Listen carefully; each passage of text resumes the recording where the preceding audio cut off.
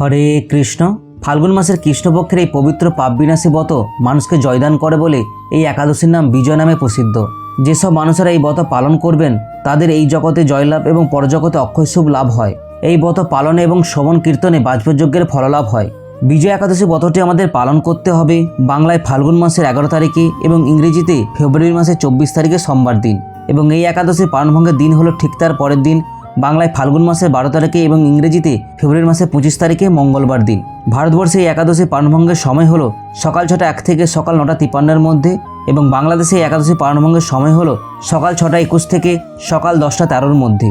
এই বিজয় একাদশী কীভাবে আমাদের পালন করতে হবে, এই একাদশীর ব্রতমাহাত্ম্যের সম্পর্কে এবং এই একাদশীর দিন কী কী বিধিনিষেধ রয়েছে সেই সম্পর্কে আগে থেকে একটি ভিডিও তৈরি করে রেখেছি। ভিডিওটির লিঙ্ক ডেসক্রিপশনে দিয়ে দেবো, নয়তো ভিডিওটি রিলেটিভ লিঙ্কে দিয়ে দেবো, আপনারা অবশ্যই তা দেখে নিতে পারেন।